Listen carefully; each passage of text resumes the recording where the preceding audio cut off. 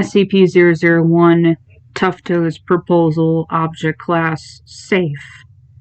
SCP-001 is an entity ordinarily referred to as the Scarlet King. SCP-001 is currently located in several alternate dimensions simultaneously and is unable to enter into the Prime Dimension. However, it is believed to have been repeatedly attempting entry for a period of under 300 years. SCP-001's physical, mental, and conceptual properties are unknown to the Foundation.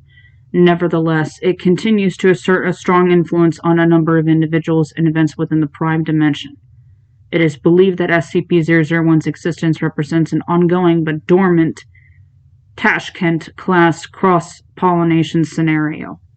Should SCP-001 enter the Prime timeline, an irreparable alteration toward normalcy will occur. Containment of SCP-001 is, however, unnecessary. Any attempt to alter SCP-001's classification or object class will result in immediate dismissal from the O5 Council. References in art and oral tradition to SCP-001 appear across a wide variety of human and non-human cultures across the universe, including in communities which have never previously had any contact with one another. Common descriptions within these traditions are of a red creature of immense size, ordinarily wearing a golden crown or other headdress signifying royalty. Although the names ascribed to SCP-001 vary, the majority contain two elements: a word signifying some form of royalty combined with a word signifying the color red. Cultures which do not have a concept of the color red but follow this naming pattern universally use a color analogous to the English concept of the color red. Most personnel, except those working on anomalies related to SCP-001, possess no knowledge of the entity. As part of SCP-2317's containment procedures, Level 4 personnel are to be informed that SCP-2317 is, in fact, SCP-001. The truth of this is unknown, although it is a hypothesis which has received strong support among several members of the Council. The apparently multidimensional nature of SCP-001, however, renders the possibility of SCP-2317 being anything more than a single aspect of SCP-001 unlikely. It is unknown when SCP-001 was discovered. The loss of several archives concerning the Foundation's origins in the 1989 Snarling coup has prevented a full reconstruction of events, although investigations shortly following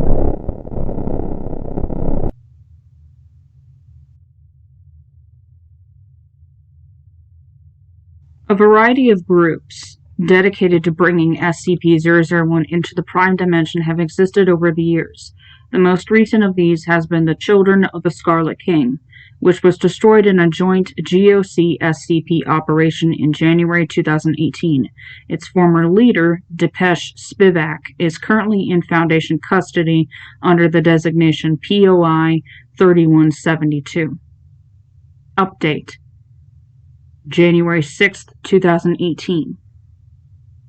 SCP-001 has recently been the subject of an extensive investigation by Dr. Robert Montauk, project lead on SCP-001, SCP-231, and SCP-2317, and devisor of Procedure 110 Montauk. Based on the results of this investigation, SCP-001 has been downgraded to safe following a decision taken by the O5 Council.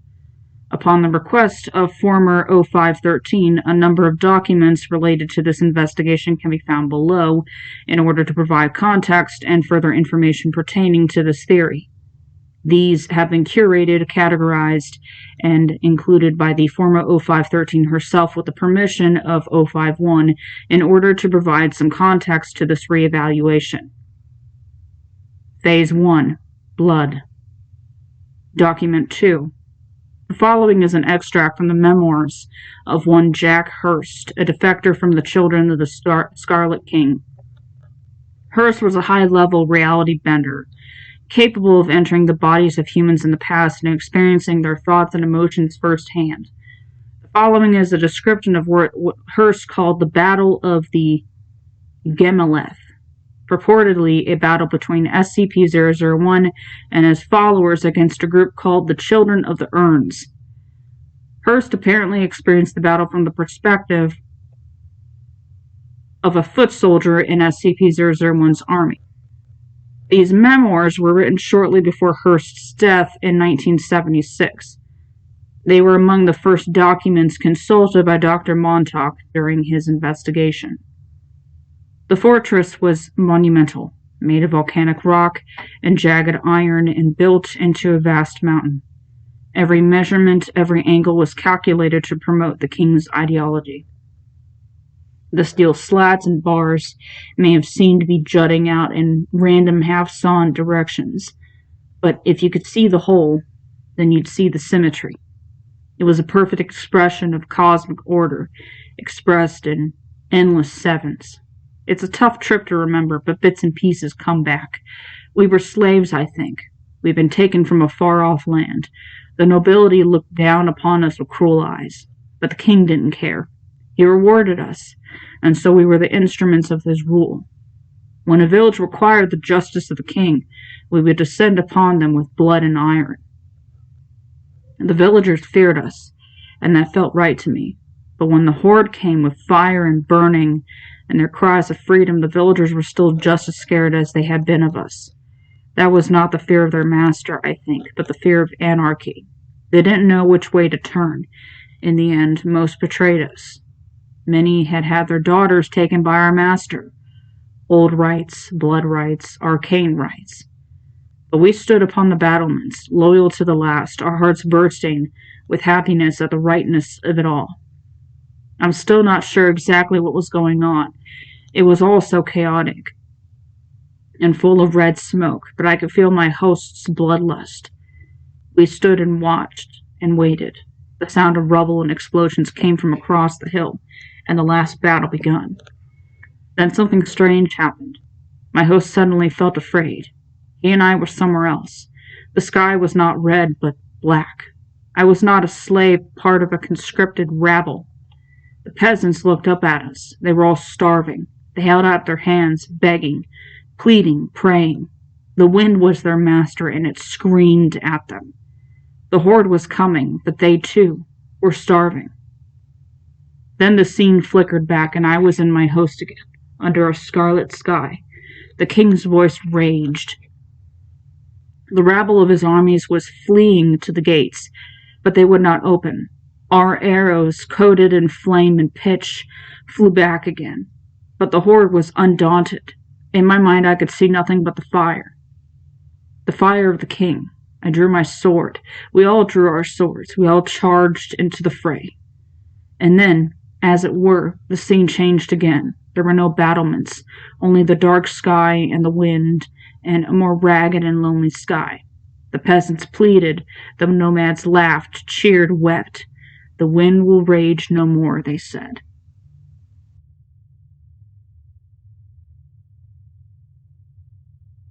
The two scenes shifted in and out.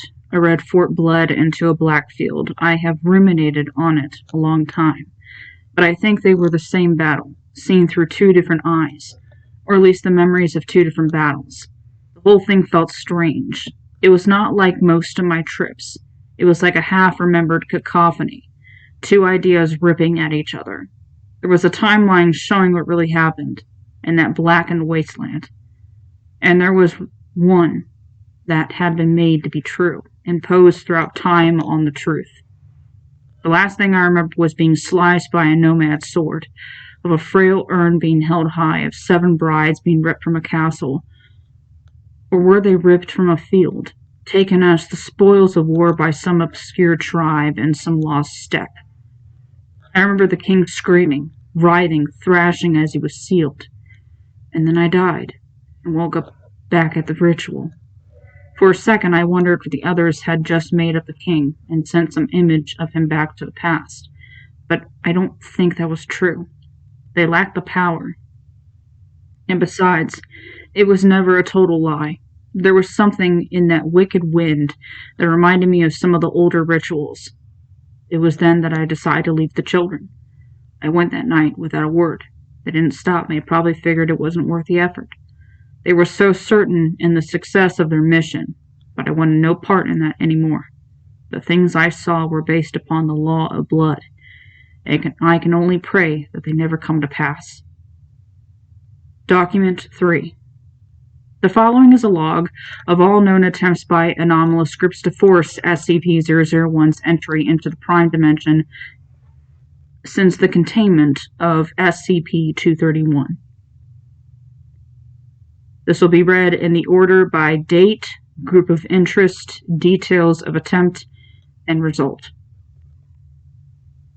January 3rd, 2009.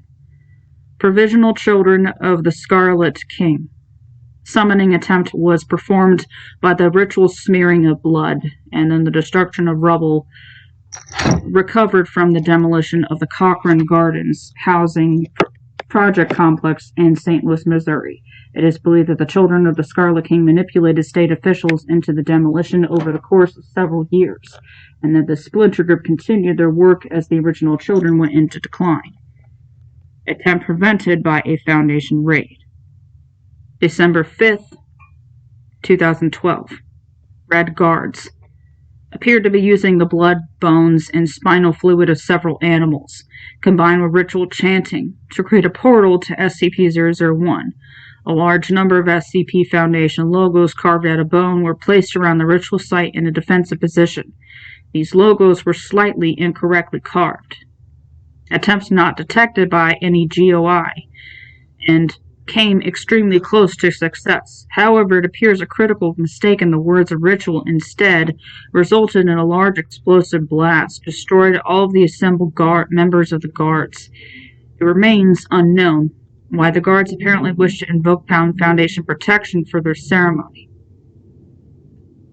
February 7th, 2014. Global Occult Coalition. Unknown. Unknown, but did not succeed. GOC records pertaining to the incident are missing, with the exception of the name Operation Historical Frontier, with the mission statement to exacerbate tensions of historical time in order to bring forth and destroy a significant occult threat. It is believed that several GOC operatives were killed in the attempt. January 1st, 2017. Army of the New Dawn. Attempt involved the ritual burning of several calendars adhering to the Gregorian calendar, while members of the group raised up blood-soaked calendars adhering to the Julian, Hijri, and Persian solar systems to an effigy of SCP-001. Attempt prevented by members of the Serpent's Hand. All materials were recovered and taken to the Wanderer's Library. September 17th, 2017. The Serpent's Hand. Largely unknown, details are unclear, but it is believed it involved the highly selective destruction of particular books within the Wanderer's Library. Attempt was purportedly foiled due to a schism in the group. The resulting casualties severely damaged the library. Phase 2. Concrete. Document 5. The following is a page from the 1891 report of Agent de Beauvoir on Lost Foundation archives following the 1989 Snarling coup. The report was lost shortly after de Beauvoir's termination in 1895, along with several other documents from the Foundation archives. This page was recovered through unknown means by Dr. Montauk. No other materials from these data losses have been found. In summary, the documents lost are extremely extensive, covering a wide range of data concerning the Foundation's early history. Of particular note are several documents related to SCP-001 which have gone missing. However, my investigations have provided me with a great deal of information, and I believe that I can say with some certainty that the historical record as stated in Scranton's comprehensive history remains broadly intact, albeit with some modifications I will detail below. Scranton's work states that the Foundation was founded in 1824 by the merger of 13 worldwide organizations with a particular interest in preventing awareness of anomalous activities. The most prominent of these were the foundation of the secure containment of the unnatural, the Divan-e-Jadooyi,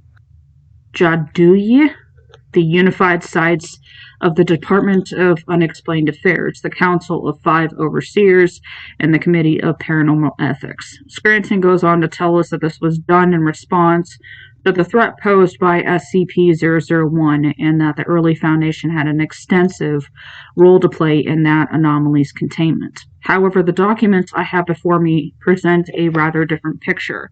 It appears that the Foundation was not founded in response to SCP-001 at all. Indeed, I cannot find any references to the present SCP-001 prior to 1826. It appears to have been a highly publicized attack by SCP-173 New York, which was the initial impetus for the Foundation's formation. SCP-173's still unresolved containment breach in 1854 is, I believe, the reason for the alteration of the record. Scranton's embarrassment at Document 6. The following is a table compiled by Dr. Montauk. It shows a series of votes passed by the O5 Council correlated with incidents potentially or certainly involving SCP-001. Read in the order of date of vote, description of vote, related SCP-001 incident. September 7th, 1844. Vote to officially standardize documentation across the SCP Foundation passed, 13-0. A series of hymns devoted to SCP-001 heard outside Site-001. January 2nd, 1857. Vote to standardize containment procedures for SCP-001, passed 12-1. All members of the O5 Council reported dreaming of an unidentified man of South Asian origin weeping. September 11th, 1895. Vote on the termination of Agent de Beauvoir. Passed 6-5. 2 abstentions. A large quantity of blood-stained sheets of paper with the words SCP-001 written in blood over each sheet spontaneously manifested in the bedrooms of all members of the O5 Council. The blood was later identified to belong to both Agent de Beauvoir and an unknown species of poultry.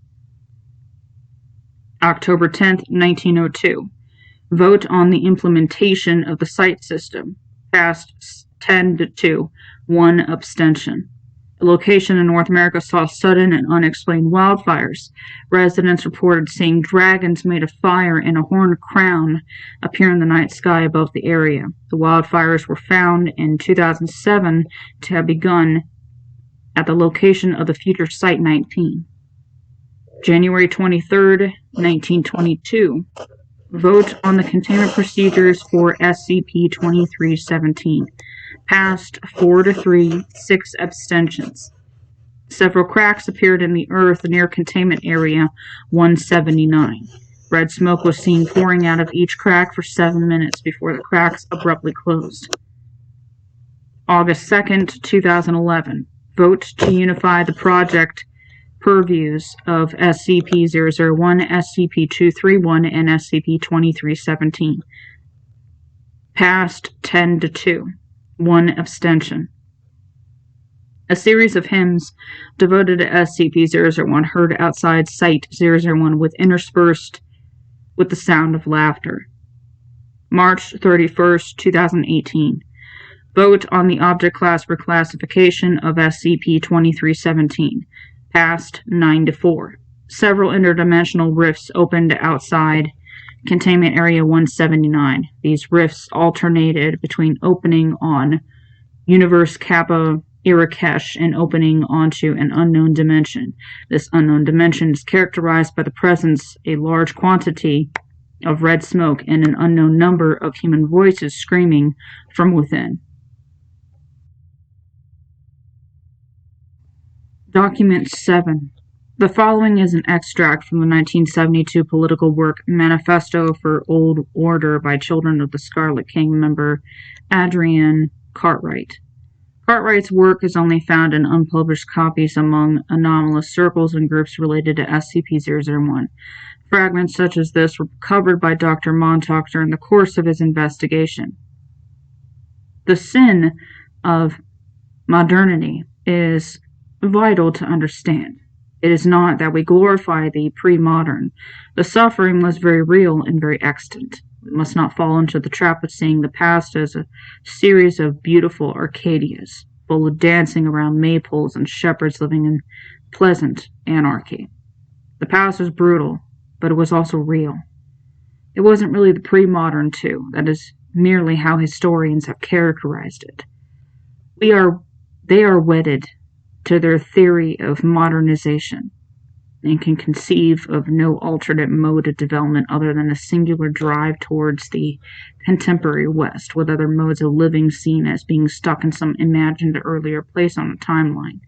In all nonsense, the people of the past were capable of seeing the world as it really is. Those of us who have joined the King's forces can all see this truth, that there is something very, very wrong with the world in which we live.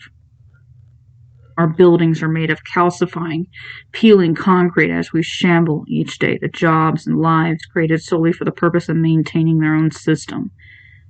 But there's no other way to live. Socialism, anarchism, syndicalism, these are little more than constructive pipe dreams. Frail thoughts of lesser men trying to impose their antiquated prejudices on the world around them. No. There is only one alternative way to live. To cast down the law of concrete is to raise up the law of blood. We must learn what it is to die, to be enslaved, truly, brutally enslaved, with no compassion or compunction from our masters. We must learn what it is to be taken towards a single purpose, and know and truly understand our lack of agency. We must be beholden to a world of gods and darkness, the tempest-tossed refuse of a race of fools. We must kill modernity, post-modernity, with all its analysis and sneering observation. There is only one rule, the rule of chaos, for humanity, for life, for the Scarlet King. Phase 3, The Howling. Document 9. The following is a translated excerpt from the 1953 Bengali work Lala Raja. The work has been lost for some time and rediscovered by Dr. Montauk in the course of his investigation. And so as the British rule continued, something began to come with them, piece by piece. A shadow at first, a red thing. But it was not whole. It was not even in pieces. It was something that crept up slowly, piece by piece. It met the shadows of our country, the mice bleeding in the rice fields. It began to take form. It didn't have a mind, not at first. It wasn't enough of a real thing yet to have one. It was a set of images. It was a blood-red slab of skin, taken from the heart of some Christian demon, which was set upon an ancient magician of Hindu rites. Then it was categorized, written down, described with precise scientific terminology. It didn't like that. Things of magic, technology, empire that were never meant to mix all came together and began to bend the nature of the world. As Europe came to us more and more, as we learnt to be civilized, our religion began to change too. Anantashisha was not an ancient and capricious god in the form of an immense snake. It was a moray eel of scientifically unusual size, noted for producing amnesiacs and causing a cognitohazardous effect.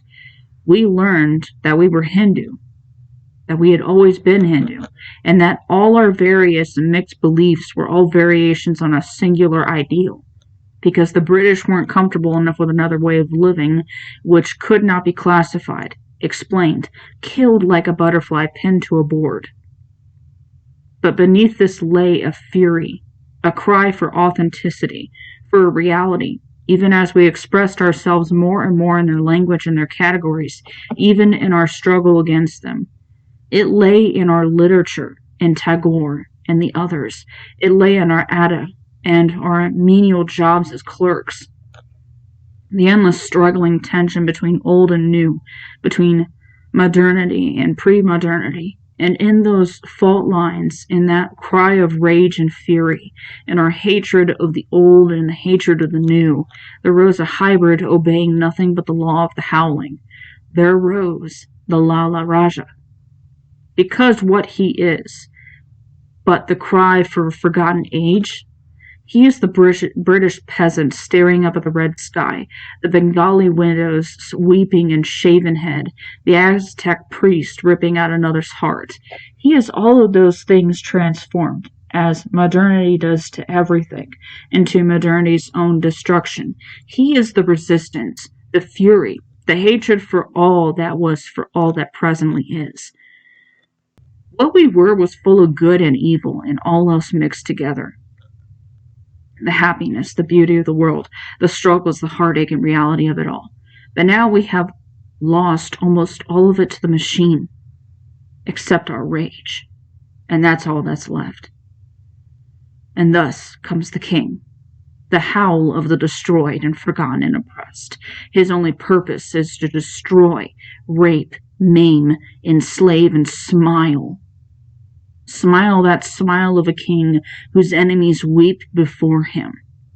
He cannot exist when there is no modernity, because his entire purpose is given to him by modernity. He is a god of blood, a god of spine and bone and sinew, to remind the denizens of this world that it is not good. It is cruel and hateful, and that is good. That is right. Modernity is a sin, and he is the correction, so that we can once again live as we must, cold and hungry and starving and very, very afraid. Document 10. The following note was found in Dr. Montauk's personal quarters. It is believed to have been written shortly after Dr. Montauk's discovery of Lala Raja. SCP-001 is a conceptual entity created at the boundaries of the modern and the pre-modern. SCP-001 is a physical being made manifest in a conceptual. SCP-001 originated in ancient Turkmenistan. It is believed that it was originally a Scythian deity who... SCP-001 is a scientific phenomenon. It will be classified. It will be described. It will be understood as an anomalous entity as with every other. And I am Robert Montauk, Level 4 Researcher, Project Lead on SCP-001. I am a researcher. I impose my solid mechanical will. I am in control. I possess agency. I possess agency. Document 11.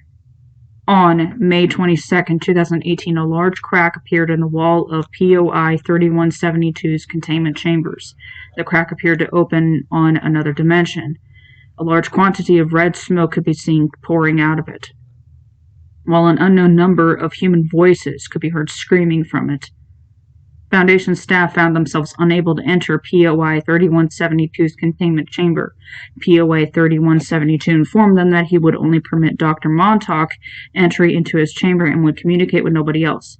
After some debate, Dr. Montauk was permitted entry into the containment chamber to interview POI 3172.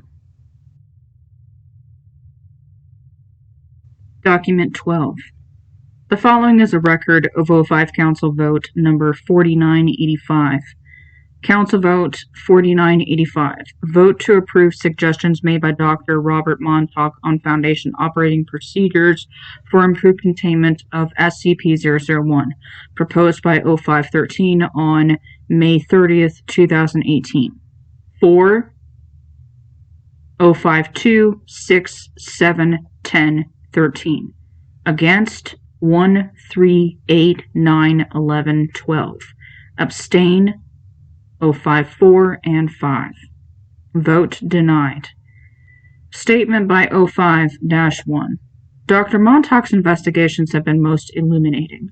They have certainly raised serious concerns about how the Foundation has been operating in recent years, but we feel that his suggestions go too far. The ethos of the Foundation is comprehension, Postmodern notions of the fallibility of objective universal truths are all very well in academic circles, but the Foundation has always been first and foremost concerned with practicalities, basing its analysis on the hard sciences and unquestionable truths. Changing our intentions and modus operandi is, frankly, an absurd proposition. Our duty is, and always has been, to die in the dark to protect those in the light. If we begin to abandon or redefine the notion of what dark and light are, we risk a sharp descent into tyranny, incoherence, and the loss of our mission entirely. This must not happen. We cannot engage in cavalier redefinitions of what the Foundation's very essence is. We thank Dr. Montauk for his work, and we will be accordingly updating SCP-001's classification to safe as a result of it. Containing SCP-001 is no longer as difficult as it once was, despite its potential danger. If Montauk's information is correct, then it seems clear to us that the Foundation should simply take a more laissez-faire attitude towards SCP-001's containment. We look forward to a more productive containment relationship with our oldest anomaly going forward. I watched, hidden, as their bulldozers came. Prime land wasted on trees, they said. They ripped them up, sliced their roots, took them away to be made into tables, chairs, or other monotonies. Then, over weeks and months, they flattened it. They poured concrete onto the rest. It was scraped and shaped, cut into neat little squares, arranged precisely in an orderly fashion. Walls rose up, great walls of concrete. Windows, their measurements precisely regulated. A series of standardized bricks for other parts. Construction crews and workmen and all the rest, working efficiently and precisely for a long time, filling in the details, the furnishings, and precise abstract wallpapers, and everything else that went into making a facility. Finally, it was finished. One single new tree had been planted in the center of the central courtyard, not through any sense of whimsy or delight, but to give those within a little sense of nature, of reality in the center of the gray, to keep them sane, nothing more. A precisely mandated allowance for the improvement of human mental health until they can find out a way to phase that out entirely. I watched, and I thought about all that we had done. I thought about the world they wanted. I thought about their spinelessness. I knew what good was and what evil was, and I saw none of it in either of them. I thought about hollow men made of straw plastered together with thick paste and sold in 1,000 identical ways in 1,000 identical shops. I thought about what we had lost, and I howled. At night, the day before the site's grand opening, I dug up the seeds of the tree and replaced them with a seed of my own devising, and over Site 231 will stand a thing of blood and bone and sinew, a tree that drips and leers and feeds. It will drip strange fire, and that fire will both burn and warm in equal measure, and they will look up at it and wish they had listened when they had the chance. I know this path is wrong, but at least it is a path. With thoughts and prayers, Robert Montauk, child of the Scarlet King. Footnotes. 1. A K-class scenario wherein the imminent alteration of reality or eradication of all human life is caused by the interaction between two anomalous objects of a radically different type. 2. With the exception of Dr. Robert Montauk, project lead on SCP-001, SCP-231, and SCP-2317. 3. An antiquated term for amnestics in use in some Foundation sites at this time. 4. A Bengali social gathering involving a group of friends, usually but not exclusively male, meeting up for an extended discussion of literature, social relations, or other aspects of life. These often took place over the course of several hours.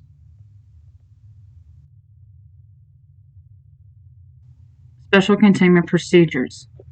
Following the recent investigations of Dr. Robert Montauk, no action is currently needed to contain SCP-001. It is functionally self-containing, and any Foundation interference may harm or alter its containment irreversibly. No Foundation personnel are to engage with any new matters related to SCP-001, with the exception of related anomalies already in Foundation containment.